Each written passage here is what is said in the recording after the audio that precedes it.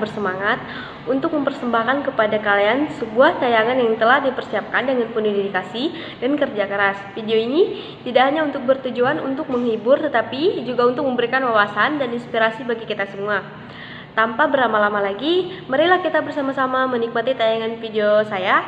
Saya berharap kalian semua dapat menikmati setiap momen dan manfaat dari video saya. Terima kasih. Dadah.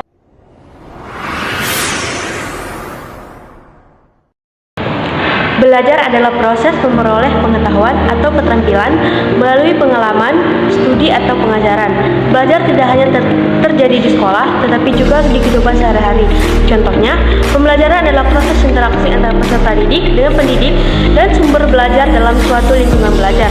Tujuannya, pembelajaran adalah untuk mengembangkan pengetahuan, keterampilan, sikap, dan nilai-nilai melalui berbagai metode dan strategi yang dirancang untuk meningkatkan pemahaman dan pengetahuan peserta didik. Pembelajaran dapat terjadi dalam berbagai bentuk seperti pengajaran di kelas, pelatihan praktis, diskusi kelompok, atau pembelajaran mandiri. Selanjutnya itu menjelaskan proses pembelajaran atau penerimaan penerapan informasi. Proses belajar dimulai dengan penerimaan informasi. Informasi ini bisa datang dari berbagai sumber seperti baik guru, buku, atau media digital. Contoh nyatanya adalah sebagai berikut. Yang pertama itu penggunaan multimedia dan dalam pembelajaran. Seorang guru menggunakan video dan presentasi interaktif untuk mengajarkan konsep ekosistem. Siswa menonton video tentang rantai makanan dan berdiskusi dalam kelompok tentang peran masing-masing organisme. Dengan cara ini, siswa dapat menerima dan menerapkan informasi dengan lebih baik melalui visualisasi interaksi. Baik, yang kedua itu praktikum sains di laboratorium. Siswa melakukan praktikum sains tentang reaksi kimia di laboratorium. Mereka mengikuti instruksi untuk mencampurkan bahan kimia dan mengamati perubahan terjadi.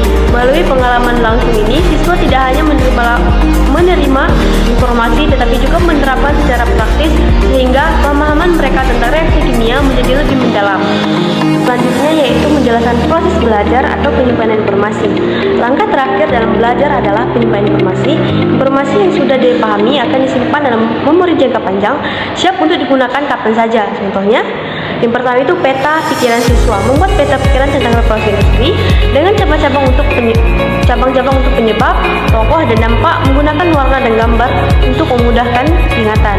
Yang kedua itu flashcard siswa. Menggunakan flashcard untuk menghafal kosakata bahasa Inggris dengan kata di satu sisi, terjemah di sisi lain, berlatih berpasangan untuk meningkatkan ingatan. Selanjutnya, faktor-faktor yang mempengaruhi belajar motivasi. Salah satu faktor penting yang mempengaruhi belajar adalah motivasi. Siswa yang memiliki motivasi tinggi cenderung belajar lebih efektif dan mencapai hasil yang lebih baik. Selanjutnya, faktor-faktor yang mempengaruhi belajar lingkungan. Lingkungan belajar yang nyaman dan kondusif juga sangat berpengaruh terhadap proses belajar. Suasana yang tenang dan mendukung dapat meningkatkan konsentrasi dan produktivitas belajar. Contoh nyatanya adalah sebagai berikut. Yang pertama itu lingkungan fisik. Siswa yang belajar di ruang kelas yang bersih, terang, dan nyaman cenderung lebih fokus dan produktif dibandingkan siswa yang belajar di ruang gelap dan berantakan. Yang kedua, dukungan sosial. Siswa yang mendapat dukungan dari keluarga, teman seperti bantuan dalam mengerjakan PR atau motivasi saat menghadapi ujian biasanya lebih termotivasi dan berprestasi dalam belajar. Baiklah, selanjutnya ada definisi pembelajaran. Definisi pembelajaran adalah proses interaksi antara peserta didik dengan pendidik dan sumber belajar dalam suatu lingkungan belajar. Pembelajaran bertujuan untuk mengembangkan potensi peserta didik secara optimal.